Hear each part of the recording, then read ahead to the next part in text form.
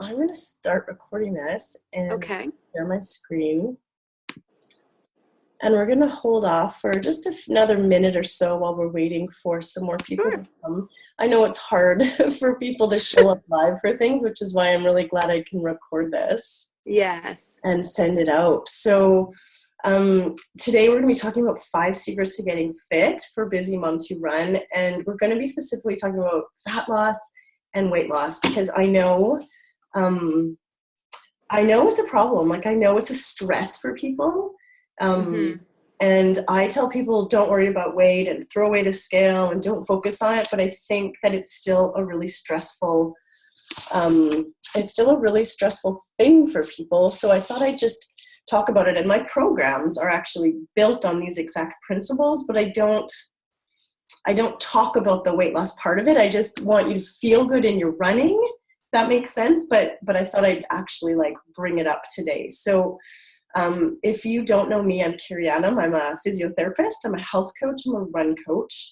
And all my coaching is online, actually. And I train women from all over the world in group programs because I really think that we're not meant to be alone. We're already so alone in our lives out there with little kids and running around to activities and work and school that it's lonely. So I try to connect us online, and it's actually really fabulous. I love the online community that we've created, so it's fun. And then a quick disclaimer here is you don't need much more information to achieve your goals. All of the experts are going to tell you the same stuff, and the internet is full of free information. And you can probably generate a list of 10 things right now that you need to do to hit your weight loss goals. You know it. And where we struggle is in the action stage and in the mindset stage, I think, more than anything. So you're in the right place today if you're struggling to get motivated to run. If you're frustrated and stuck in a running or a weight loss plateau, you can't lose those last pounds or those first pounds, or you can't get any faster or stronger in your running. And you're in the right place if you want to know the exact strategies that are going to help you gain confidence, get strong, and bust out of that plateau that you feel stuck in. And the agenda for this talk is I'm going to share the top 5 secrets that you can start to implement ASAP to help you get fit, run strong, and start to hit those fat loss goals, those weight loss goals. And we're going to talk about you're going to learn about why diets, gimmicks, restrictions, and expensive products don't work. You're going to discover what strategic workouts are best for runners to build muscle so that you can rev up your metabolism, burn calories naturally, even when you're done working out in between workouts. The simple nutritional strategies and guidance you can easily incorporate into your busy life to curb sugar cravings without deprivation, diets, gimmicks, or guilt. How stress and sleep issues are actually sabotaging your efforts, your immunity, your performance, and your ability to burn fat. We don't talk about those issues enough. And we're going to uncover my secret to taking consistent action to achieve your goals and how this one thing will create more time and freedom in your life so that you can get everything done. Because time is one of the number one things holding you back as well when you don't have time and you can't get those workouts in. And we all only have the same 24 hours a day. I think someone else popped on here. Awesome. Sorry, my mouth is so dry. And then I have a bonus tip for you. The one thing you must work on before any of the above tips are going to work, before anything works. And stick around to the end because I have bonuses. Someone's there. Hello. So again, I'm Carrie, and that was me and my family when we moved to Costa Rica. When we had little kids, it was really hard for me. I really struggled with not knowing what I was doing and not having time and not having the ability to run because I couldn't fit it in. I was feeling crazy and tons of stress, and my kids never slept. My second one was colicky and cried all the time. And I struggled. I kept running for pure sanity, but I wasn't getting stronger or fitter. I was lethargic and exhausted and unhappy. And so we actually dealt with the stress and we moved to Costa Rica. So that was really fun. And then I was able to pick up my running and kind of go through this journey of health and fitness that I added into my life. with the skills and education I have in physiotherapy, because in physiotherapy, as a physiotherapist, we talk about the exercise, we talk about the movement and the form and the strength, but there's something missing in just the movement part of it. And that's what this is all brought together for you. And that's what I'm sharing with you guys. And it's why I've shifted my practice from a physiotherapist to a health coach and a run coach, where I bring all of these pieces together, because you can't leave any of them out if you really want to hit your goals and feel amazing. And so secret number one, why diets, gimmicks, restrictions, and expensive products never work. It's a huge industry, like billions of dollars, and it never works. As a society, we've been falling victim to the diet mentality for way too long. And when we fail, right, we set ourselves up to fail. We set it as, I want to lose 10 pounds.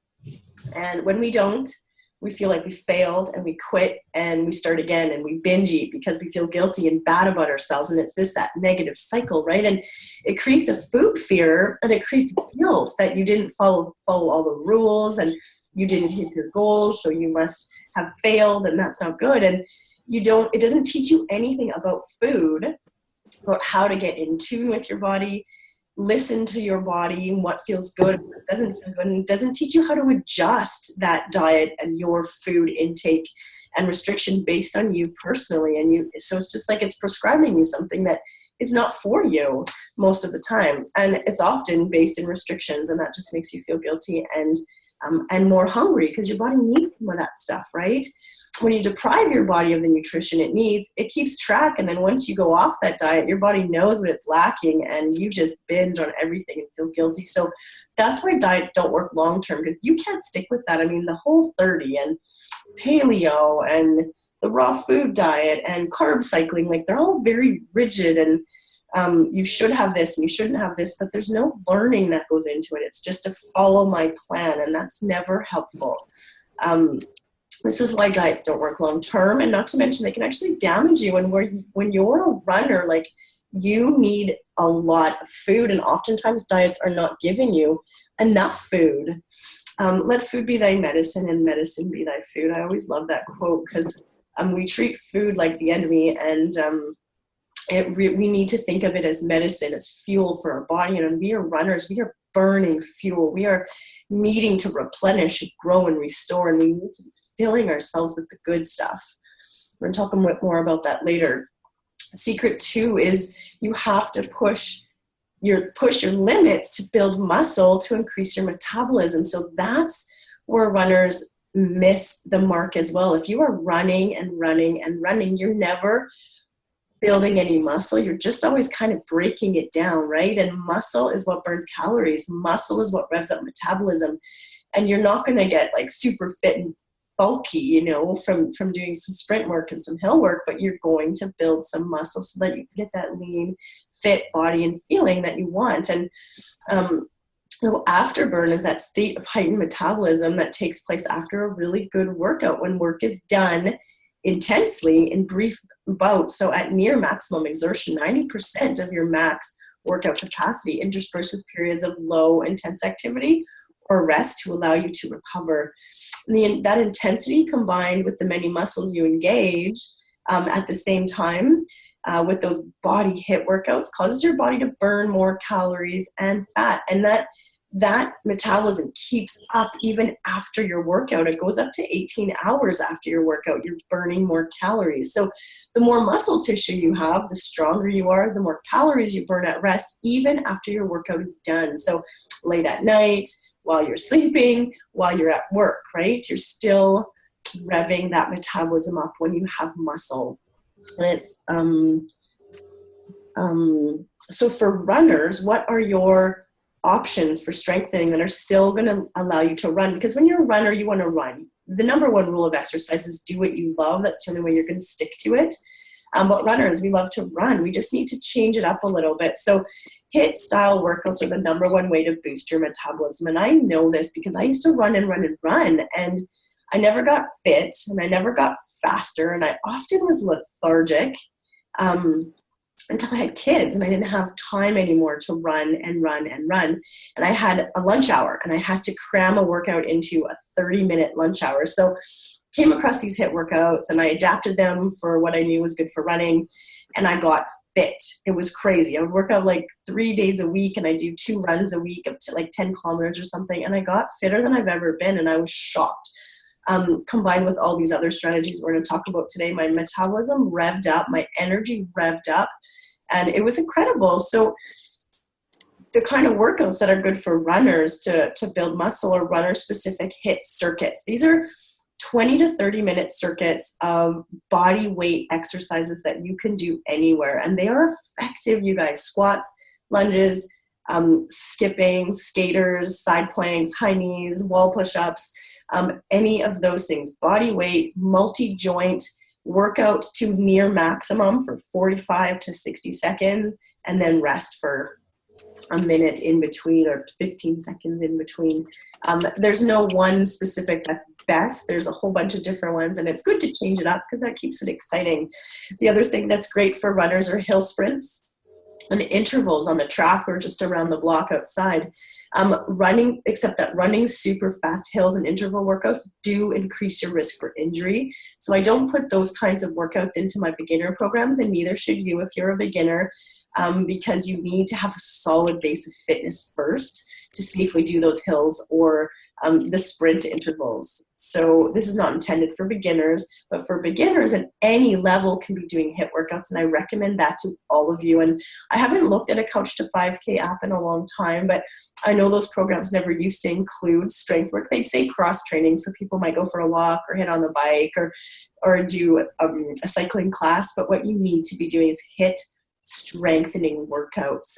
They're key component of every running program, regardless of fitness level. And I know it's the thing, even the beginners, like especially beginners, they want to skip that part. And we do skip that part because we love running, right? But if you want to burn fat, if you want weight loss out of your program, you have to be doing the HIIT workouts, the sprint workouts, the interval workouts. Right. So this is just talking more about resistance training. High intensity sprint speed work is going to accelerate that rate which you burn fat after completing the workout. It's going to alter that body composition, decreasing fat mass while increasing lean mass, and that's vital. Fat loss, your weight maintenance, and improving your performance. You are going to be a stronger runner when you do this, when you get strong glutes, when you get strong hamstrings, when you get strong quads and strong core. You are going to be a better runner, performs better. There's lots of science behind HIIT training and strength training, so it's all there for you. This is a really perfect quote. Muscles are broken down in the gym, which we just talked about. They're fed in the kitchen and they're built in bed. And we're going to talk about the second 2 points here because you can't skip any of these if you want fat loss and improved performance. So strategy number 3 is runners, we need to eat real food and we need to eat it really often. And I know as runners, we are hungry. Like you work out and you're starving and we're eating everything and we love bread and pasta and we just feel like we want all those carbs, right? Or cookies and muffins, and we're like, I ran, it's okay.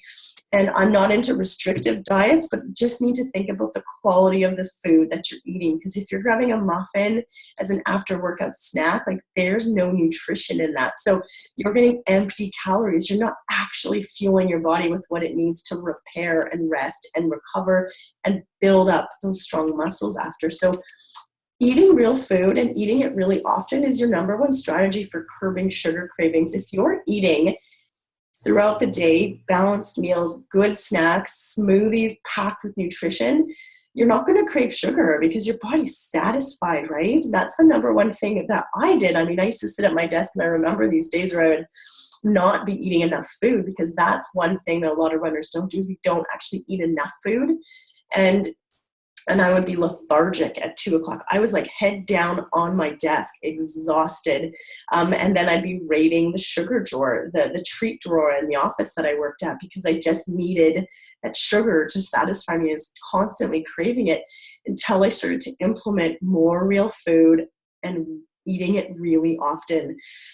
Again, dieting can be risky, especially for runners, because restricting calories or avoiding entire macronutrient groups like carbohydrates is a mistake when you're training hard. Your body needs food. Instead, you need to focus on eating on not eating or on eating minimally processed foods and focus on eating nutrient dense foods. So when we're snacking on those sugars, not only are we just filling ourselves with empty calories, we're not giving ourselves nutrition, and it's like a double negative for us. It's really, really, it feels awful, you know that, and it just contributes to that lethargic, exhausted feeling, and then not hitting your goals. Okay.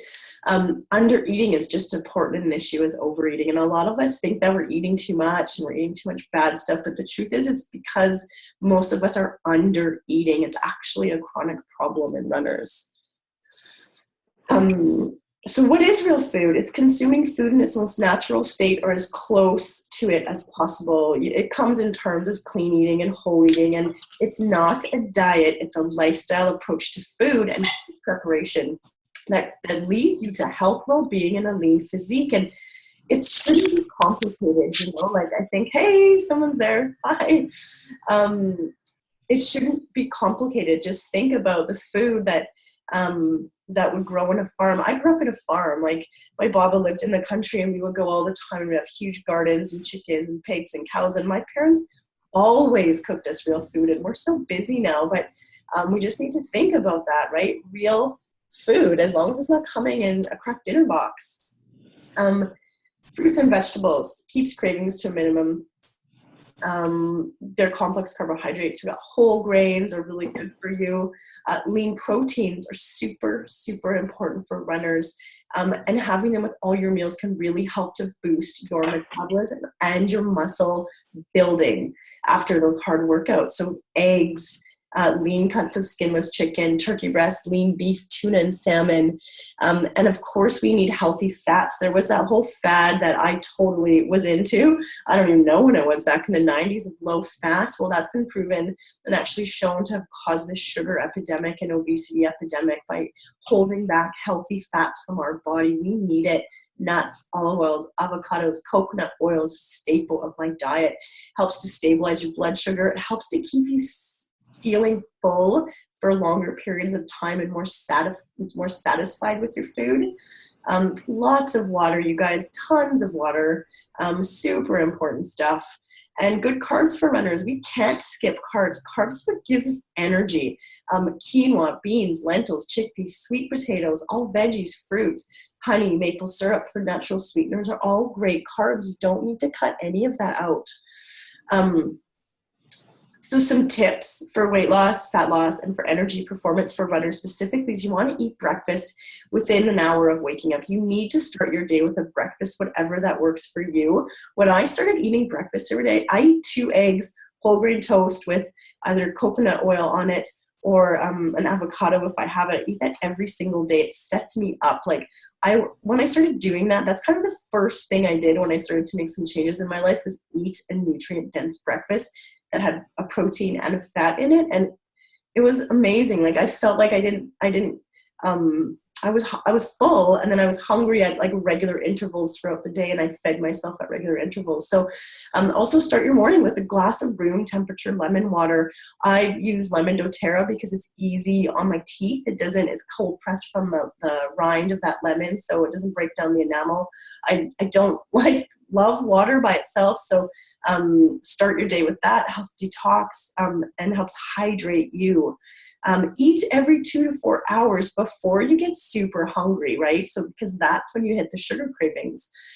Eat a well-balanced meal within 30 to 60 minutes of your workout. So if you're working out and then you don't eat for 2 or 3 hours, you are going to be starving, and you're going to be grabbing for anything, or you're going to be lethargic, have a headache that you can't get rid of. This is a really, really key one for runners and anyone who's active and working out, within 30 to 60 minutes. And if you can't get to a full balanced meal, try at least grab something simple carbohydrate-y, like Laro bars are great on the go. Smoothies are great. an almond butter and an apple or a banana, but get something in you within that 30 to 60 minute range. I often used to do my long runs with my friends before kids, and we go for coffee. And then I wouldn't eat, and then I'd be sleeping the rest of the afternoon after my long run. And I can't do that with kids, right? Like, you can't do that. You've got to eat. You have to tune into what works for you and what doesn't, right? Like, nutrition is very unique to everybody. Some people can eat breakfast as soon as they get up. Some need to wait till they sit down at their desk at work. But figure out what works for you and do that. Same with work of eating before you go for your run. Some people can eat before they go for a run, and some people it makes them feel awful. So just take note of what works for you. We talk more about specifics of what to eat and at what times in the VIP Running Moms Training Academy, which those of you who are in it, we're going to be talking about that next week, getting a little bit more specific on nutrient timing. I'm not a nutritionist, by the way. These are just like facts that are out there. So if you need any one-on-one guidance, definitely talk to a nutritionist. But another tip is just eat real food 80% of the time. So you're allowed to slip up. You're allowed to have muffins. You're allowed to have a donut. You're allowed to have wine. You're allowed to have coffee. Of course you can. What is a life without that stuff? The number one tip, though, is save that stuff for the 20%, right? Don't be eating that all the time. So eat real food to 80% of the time and give yourself some slack 20% of the time. Focus on nutrient-dense foods where smoothies are great. I just jam-pack everything I can in that smoothie when I have it. Fill half your plate with veggies every meal. Veggies are that oil in your body, like in the car, right? You have gas to fuel it, but oil keeps it running. For us, it's like lean proteins and carbohydrates and fats is like our gas, and fruits and veggies are the oil that keep us going. And it's hard to get enough veggies, so try to fill half your plate up every meal with veggies. Don't deprive yourself, which we talked about. Eat lots of protein because it repairs and builds muscle tissue after a challenging workout. You can't skip it because then you're not giving your body what it needs to build that muscle so that that muscle can burn fat. The healthy fats help to keep you full and feeling satisfied, like we talked about. And you want to, I know as moms it's really hard, but we need to try eating slowly. Chew your food until it's mush so that it can digest properly. We're wolfing food down, it's going down there. It's hard to digest, and you're going to feel crummy as your body works really hard to digest it. Digestive problems are a huge issue. And potentially supplement. I use doTERRA's Lifelong Vitality Pack only because it's hard to always get enough nutrition. It doesn't replace food, but food in and of itself doesn't have all of the nutrients that we need. I mean, I lived in Costa Rica for a year. We ate food like local chickens and local fish and local vegetables and local fruits, and it was like nutrient dense. And here, God knows where all this food comes from. It kind of terrifies me a little bit. So I do take a little bit of a supplement just to top myself up, especially when I'm in a mad training season. Like right now I'm training for a marathon, and it's a lot of work on your body. I need my energy. So strategy number 4, we are talking how stress and poor sleep are sabotaging your weight loss, your performance, and your fat loss efforts. You guys, combined too many slow miles, stress, and poor sleep are slowing your metabolism.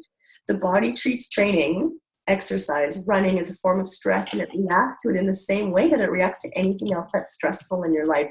Cortisol is always going to elevate when you're stressed, and when cortisol levels elevate every day, your body's going to store fat and hold on to it, especially in that midsection. And when you're chronically stressed, you are not going to see results. You're not going to see the results like those who aren't stressed. And the stress is brought on by a lot of intense training, long distance training. That stress can be fine when you're training, assuming that the other stress levels in your life and your nutrition are in check. So like, who can honestly say, I'm totally not stressed and all I'm focusing on is my training? I mean, we're moms, we're busy, we have a billion things going on. Most of us are chronically stressed, right? So you've got the training effect, and then you've got the training stress, and you've got the life stress, and it's just setting you up for failure. So we need to deal with stress and manage stress. When stress levels spike the most in your life, it's a really good time to pull back on that training, because just leaning into training when you're max stressed is not helping you. And what you what you can do, because you still want to keep moving, because I don't know about you guys, but moving is my sanity. It helps me get through those stressful times, but it's my mindset. It's not like I need to train to lose weight when I'm stressed. It's I need to move to feel better. I need to move because it grounds me and I can manage my stress. So you have to switch your mindset that you feel towards your training during those really stressful times, or switch to other therapeutic movements such as walking. Just go for a walk, do yoga, go for a slow or a short distance run. Like, you don't have to train for a half marathon or a marathon in a really stressful point in your life, especially when you have little kids, right? Like, it's just not the right time, because you're not going to hit your goals that way. You're going to feel bad. So I encourage you to focus a bit more on nourishing your body with good food, more sleep, and a little extra self-love during those stressful times. Sometimes training falls to the bottom of the list. And again, that's okay, right? Like, it's not all about training. And if you really want to lose weight and burn fat, you have to be mindful of what that training stress is doing to your body. Again, keep moving, stay connected to your community, do what you need to do to be sane, but be gentle on yourself. Again, I love essential oils for this because they help me manage that stress, right, in a very different way. I mean, there was a time when I used to run and run and run, and when I couldn't run, I'd even get much more stressed, right? I'm stressful, I have no time, I can't get my run in. I'm like, what am I going to do? So it was like this compound negative effect. And now at night, my days off, I'm diffusing my frankincense, my lavender, and it's just like I've associated that with a bit of stress management to help me through those times as well, which I really love. So find what works for you to manage that stress aside from pushing your body into the ground. And then the other part of stress is sleep, you guys. We are moms, and most of us are not sleeping. I'm fairly certain I didn't sleep for 5 years. If you're not sleeping, you can't do anything. Nothing is going to work for you. You're going to slow your metabolism. You're going to have sugar cravings. You're going to get sick often because your immunity is down, and you're going to feel like you've just lost all control. And just know that and be mindful of that, that you can't push yourself when you have little kids and you're not sleeping. It's not all about exercise. Sleep is absolutely critical to burning fat so that you can lose the weight, right? Sleep is where your body recovers, repairs, and restores. You can't get and stay lean if you're not getting enough sleep. I mean, some people need 8 to 10, some need 6 to 7. I go on about 5 to 6, and I'm getting sick because I'm not sleeping enough. And I know that, very in tune to that. And it's something that I try to work on. It's not even my kids at this point. It's just a hectic schedule that I have working from home, but sleep is critical. So figure out what works for you, and then do whatever you can to get some sleep. And it's going to help your body get into that optimal fat burning state. So, I mean, often we think there's nothing I can do about sleep, but there is. There's always something that you can do, even if it makes a tiny, tiny change for you. And if you think about your kids, right, like we set them up with sleep routines so that they knew when they had a bath, it was bedtime. They knew when that lavender goes on their feet, it's bedtime. But we don't do the same thing for ourselves, right? We have a glass of wine and go to sleep. Well, that's not a quality sleep when you're having a glass of wine to relax and then having a bad sleep because of that. We need to set up our own sleep routines. Like, there's sometimes I go on the routine where I go to bed and I get up at the exact same time every day. Again, I use frankincense and lavender in the diffuser at night. Limiting my wine, food, and caffeine before bed, meditation, yoga, journaling, gratitude journaling, like whatever you need to do to calm yourself down and try to get some sleep is really helpful. So those are the 5 secrets, you guys. What were they? I can't remember right now off the top of my head, but there were 5 tips in there. I'll review them later. But now I want to ask yourself, if you're struggling with your weight loss and with your performance, your times and your running, ask yourself, how is what you're doing working for you? If you're saying, I reward myself with a treat when I've had a couple good dieting days, like, how does that work for you? Or I don't have time to plan. Oh, I missed one. Oh, sorry, I missed one. This is the 5th one. Sorry. Plan your meals, your workouts, and your life. Show me your schedule and I'll tell you what your priorities are. I know that we are busy. I know that you are busy. I know that you have no time. Nobody has time. We all only have the same 24 hours in the day. The number one thing you need to do is seriously choose 3 priorities. You can't have more than 3 priorities in your life realistically. You need to be honest. Is your running and your fitness and your health a priority? Or do you just, it's not and that's okay if it's not a priority right now. I can't always be a priority. For me, it's always my family, my fitness and my health, and my work. Everything else kind of falls to the wayside because I devote all my attention and time to those top priorities because I know, well, my family obviously needs me. My fitness, if I am not moving, if I'm not eating good food and getting some sleep and managing my stress, I am a terrible mother. I'm a terrible wife. I'm hard on myself and I don't like myself that way. I've been there and I'm not going back there. And then my work, I'm intense and hardworking and driven. And it's really important to me right now that I'm pushing my work. And those are the 3 things. So you guys need to think about what are your priorities.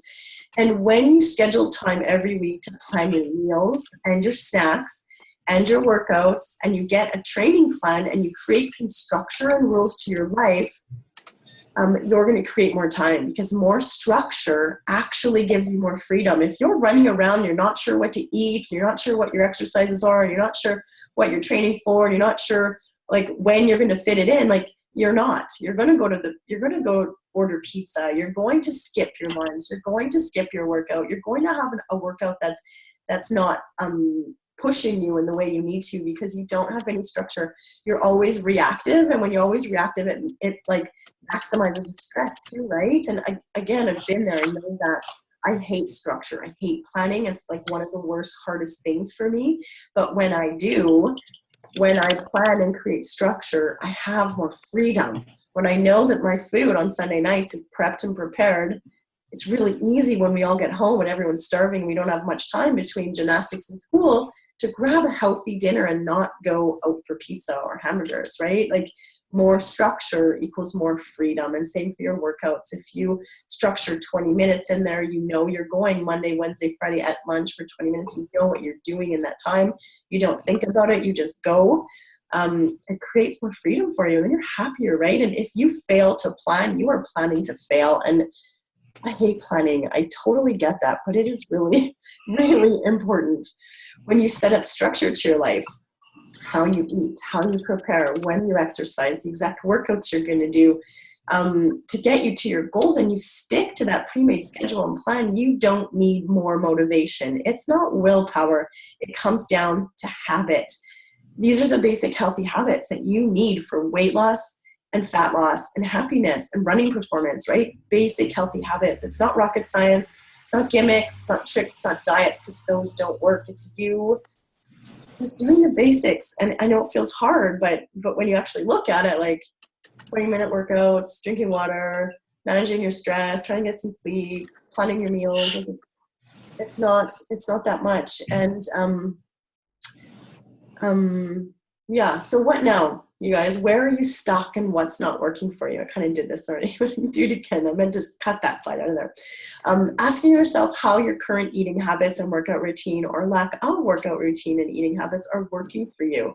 Asking yourself that is going to force you to think about your actions and your behavior choices, because we all have that decision to choose. We all have that control over some of those basic things in our life because we have to eat anyways, right? Like we have to drink anyways. We just need to know what we're doing and how it makes us feel. And if you're telling yourself, I want to lose weight, but I don't have time, how's that working for you? And I never eat breakfast, and how's that working for you? So just ask yourself that if you're struggling and feeling frustrated out there, and just know that making small changes can impact you. 10 minutes, okay. Oh, I don't know how to get that off of there. I'll have to hurry up. I only have 10 minutes left.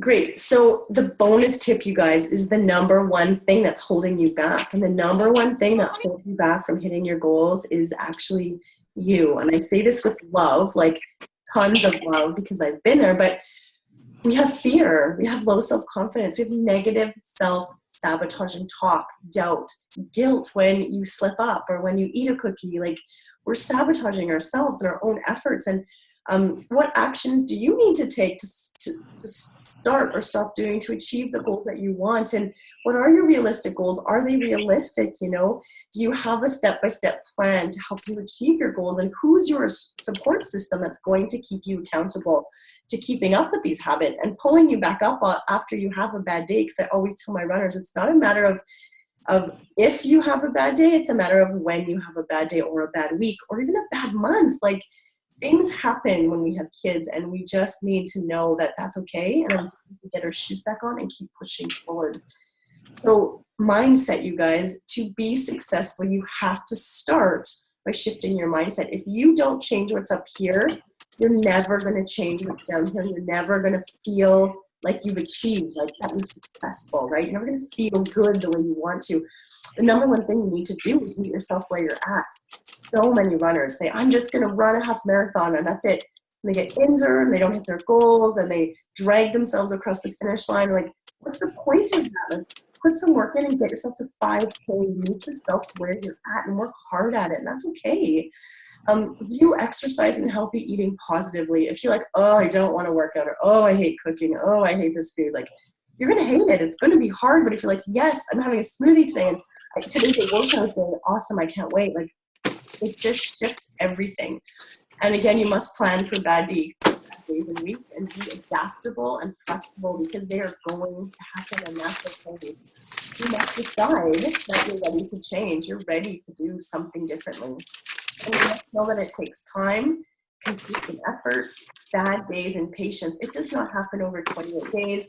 It does not happen over 60 days. For some people, it takes a year or two, but consistent action over time, meeting yourself where you're at, is going to make a difference and is going to help you get there. It's not easy. None of this, although like the tips look like on paper, they look super easy.